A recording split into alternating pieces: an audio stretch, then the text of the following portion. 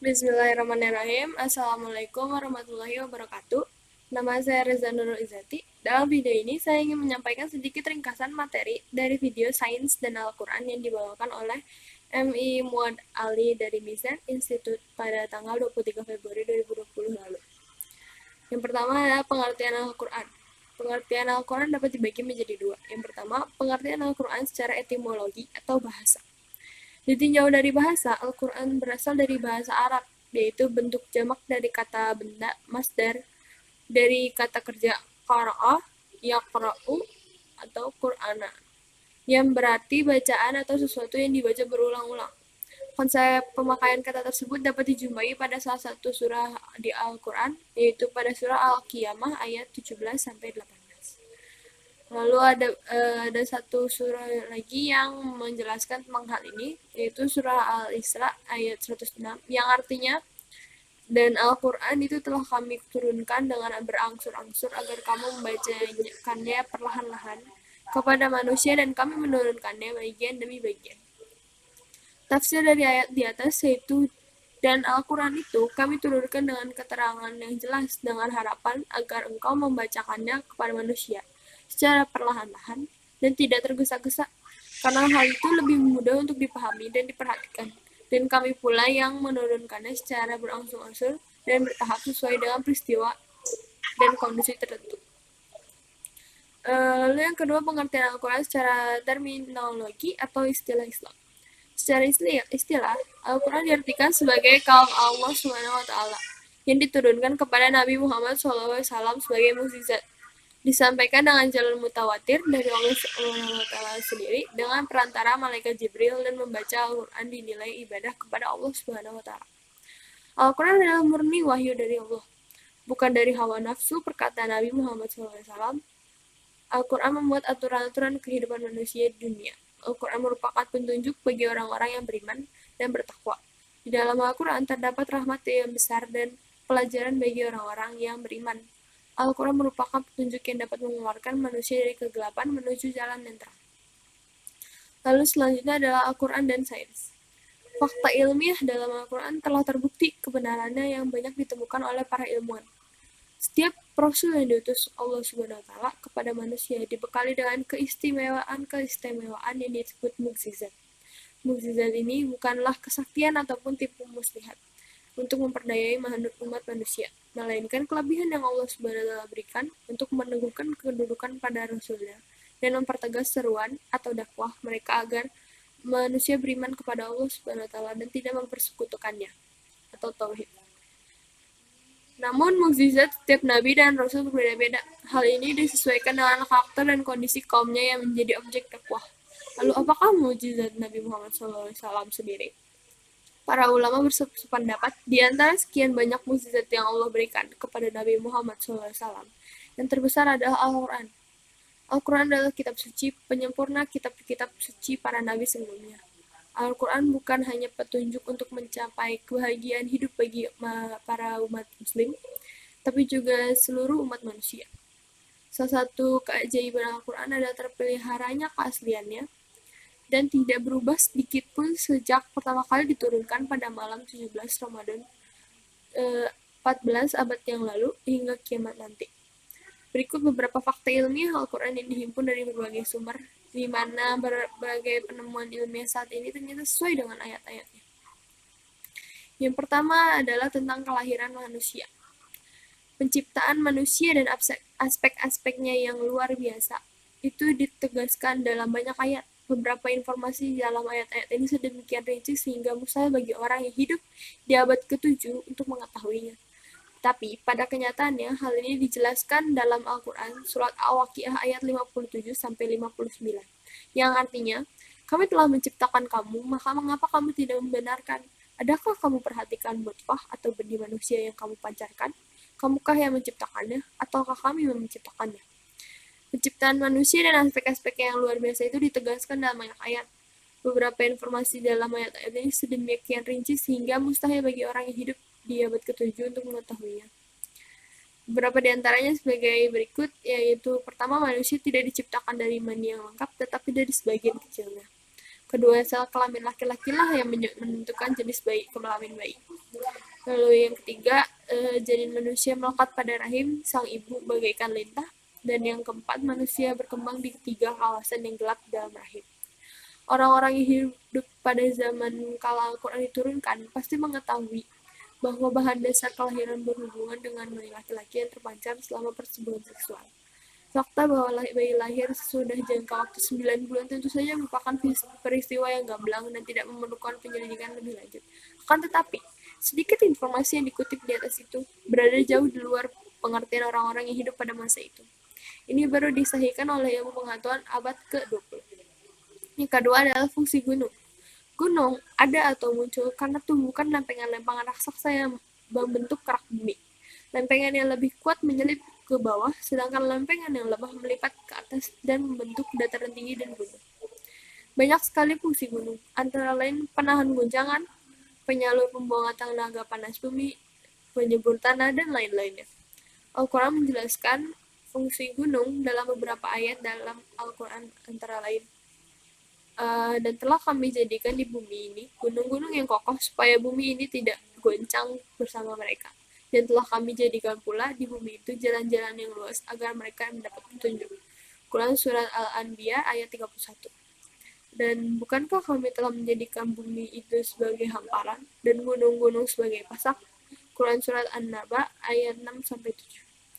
Sebagai tanda terlihat dinyatakan dalam ayat tersebut bahwa gunung-gunung berfungsi mencegah goncangan di permukaan bumi. Kenyataan ini tidaklah diketahui oleh siapapun di masa ketika Al-Quran diturunkan. Nyatanya, hal ini baru saja terungkap sebagai hasil penemuan geologi modern. Menurut penemuan ini, gunung-gunung muncul sebagai hasil pergerakan dan tumbukan dari lempengan-lempengan raksasa yang membentuk kerak bumi. Ketika dua lempengan bertumbukan, lempengan yang lebih kuat menyelip di bawah lempengan yang satunya, sementara yang di atas melipat dan membentuk dataran tinggi di gunung.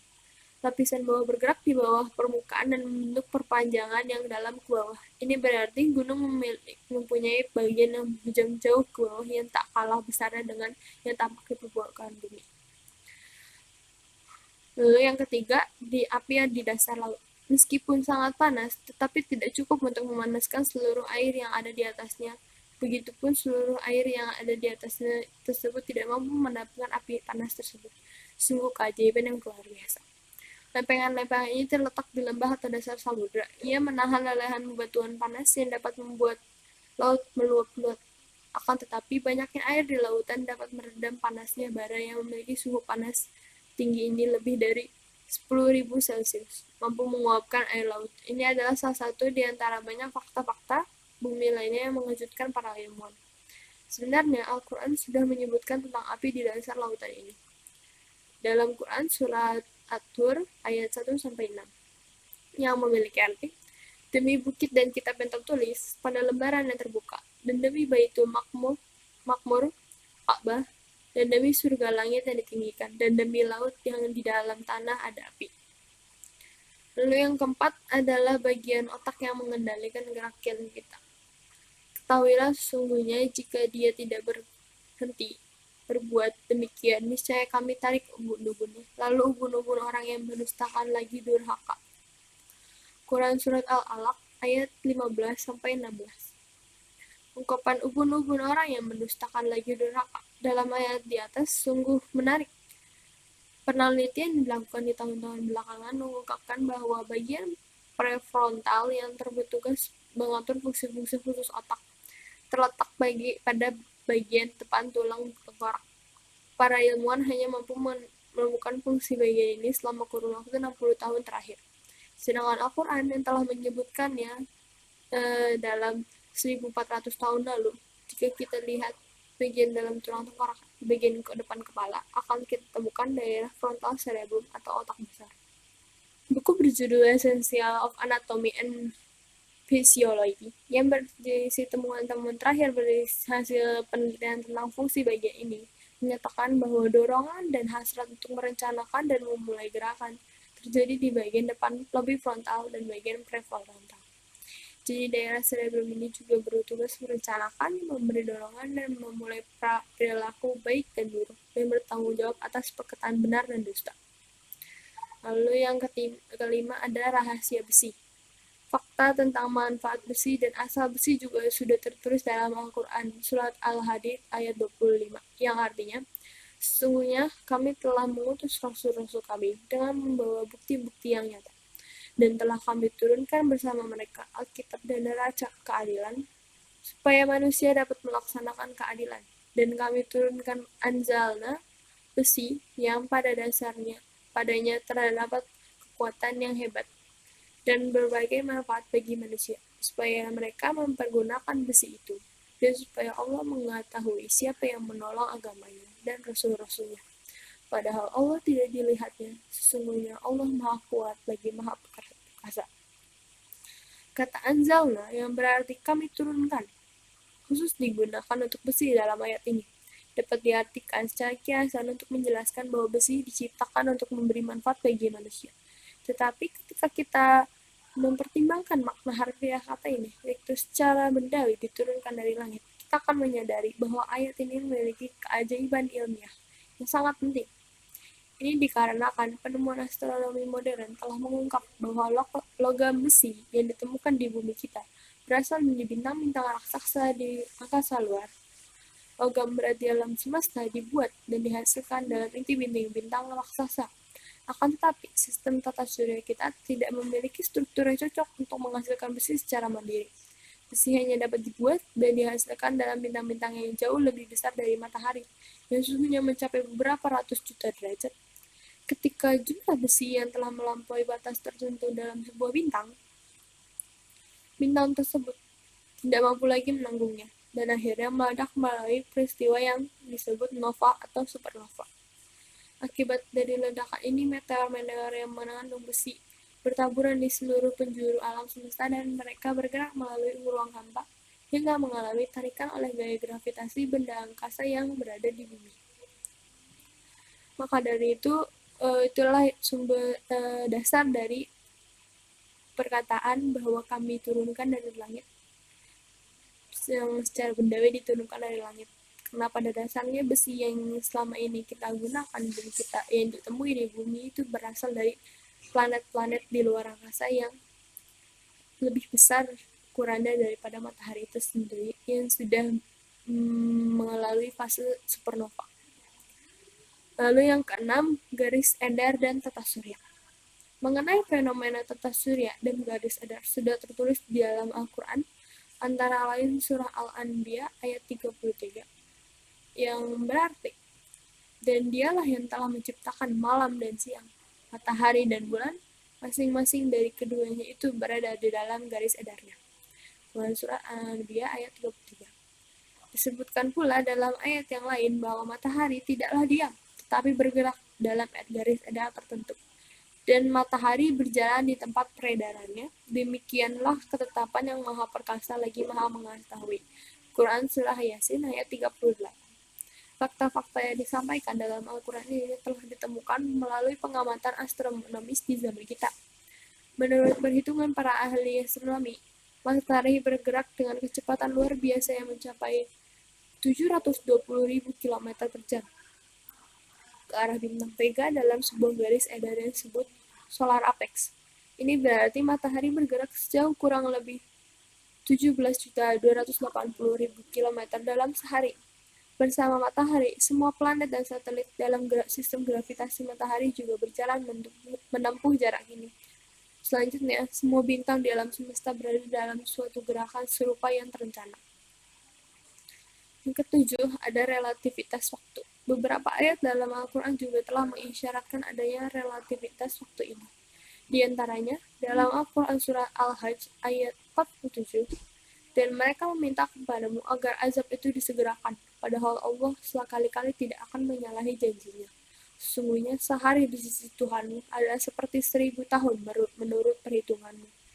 Beberapa ayat Al-Quran lainnya menjelaskan manusia terkadang merasakan waktu secara berbeda. Waktu yang singkat dapat terasa lama dan begitu juga sebaliknya. Lalu yang ke-8 adalah sidik jari. Al-Quran surat Al-Qiyamah ayat 3-4 menjelaskan tentang kekuatan Allah untuk menyatukan kembali tulang belulang orang yang telah meninggal. Bahkan Allah juga mampu menyusun kembali ujung-ujung jarinya dengan sempurna. Apakah manusia mengira bahwa kami tidak akan mengumpulkan kembali tulang belulangnya? Bukan demikian, sebenarnya kami kuasa menyusun kembali jadi jemarinya dengan sempurna. Quran Surat Al-Qiyamah ayat 3-4. Lalu yang kesembilan, mengembangnya alam semesta. Dalam Al-Quran yang diturunkan 14 abad silam, di saat itu ilmu astronomi masih terbelakang. Mengembangnya alam semesta digambarkan sebagaimana berikut ini. Dan langit itu kami bangun dengan kekuasaan kami, dan sesungguhnya kami benar-benar meluaskannya. Al-Quran surah ke-51 ayat 47. Kata langit, sebagaimana dinyatakan dalam ayat ini, digunakan di banyak tempat dalam Al-Quran dengan makna luar angkasa dan alam semesta. Di sini sekali lagi, kata tersebut digunakan dengan arti ini. Dengan kata lain, dalam Al-Quran dikatakan bahwa alam semesta mengalami perluasan atau mengembang. Dan hal inilah yang menjadi kesimpulan yang dicapai ilmu pengetahuan masa kini. Hingga awal abad ke-20, satu-satunya pandangan yang umum diyakini di dunia ilmu pengetahuan adalah bahwa alam semesta bersifat tetap dan telah ada sejak dahulu kala tanpa permulaan. Namun, penelitian, pengamatan, dan perhitungan yang telah dilakukan dengan teknologi modern mengungkapkan bahwa alam semesta sesungguhnya memiliki permulaan dan ia terus-menerus mengembang. Pada awal abad ke-20, fisikawan Rusia Alexander Friedman dan ahli kosmologi Belgia George Lemaitre secara teoritis menghitung dan menemukan bahwa alam semesta senantiasa bergerak dan mengembang. Fakta ini dibuktikan juga dengan menggunakan data pengamatan pada tahun 1929 ketika mengamati langit dengan teleskop Edwin Hubble dengan seorang astronom Amerika menemukan bahwa bintang-bintang dan galaksi terus bergerak saling menjauhi. Sebuah alam semesta di mana segala sesuatunya terus bergerak menjauhi satu sama lain, berarti bahwa alam semesta tersebut terus-menerus mengembang. Pengamatan yang dilakukan di tahun-tahun berikutnya memperkokoh fakta bahwa semesta terus mengembang. Kenyataan ini diterangkan dalam Al-Quran pada saat tak seorang pun mengetahuinya. Ini dikarenakan Al-Quran adalah firman Allah, Sang Pencipta dan mengatur keseluruhan alam semesta. Lalu satu lagi yang terakhir yang ke-10, penciptaan yang berpasang-pasangan. Maha suci Tuhan yang telah menciptakan pasangan-pasangan semuanya, baik dari apa yang ditumbuhkan oleh bumi dan dari diri mereka maupun dari apa yang tidak mereka ketahui. Quran Surah Yasin ayat 36. Meskipun gagasan tentang pasangan umumnya bermakna laki-laki dan perempuan atau jantan dan betina, ungkapan maupun dari apa yang tidak mereka ketahui dalam ayat di atas memiliki cakupan yang lebih luas. Kini cakupan makna lain dari ayat tersebut telah terungkap. Ilmuwan Inggris Paul Dirac yang menyatakan bahwa materi diciptakan secara berpasangan. Dia anugerahi hadiah Nobel di bidang fisika pada tahun 1933. Penemuan ini yang disebut Parit yang menyatakan bahwa materi berpasangan dengan lawan jenisnya, antimateri. Antimateri memiliki sifat-sifat yang berlawanan dengan materi. Misalnya berbeda dengan materi, elektron antimateri bermuatan positif dan protonnya bermuatan negatif. Fakta ini dinyatakan dalam sebuah sumber ilmiah sebagaimana berikut. Setiap partikel memiliki antipartikel dengan muatan yang berlawanan dan hubungan ketidakpastian, mengatakan kepada kita bahwa penciptaan perpasangan dan pemusnahan berpasangan terjadi di dalam vakum di setiap saat, di setiap tempat. Maka dari itu, hubungan antara ilmu pengetahuan dengan Al-Quran sendiri memiliki ikatan yang sangat erat dan saling menghubungkan satu sama lain. Dan mengingat materi sebelumnya, yang kita juga harus tetap menyeimbangkan ilmu pengetahuan, baik yang terdapat di dalam Al-Quran maupun yang ada di dalam semesta. Karena keduanya akan selalu memiliki keterkaitan masing-masing. Sekian dari saya. Saya memohon maaf apabila ada kesalahan dalam video ini, karena pada dasarnya tidak ada manusia yang sempurna. Assalamualaikum warahmatullahi wabarakatuh.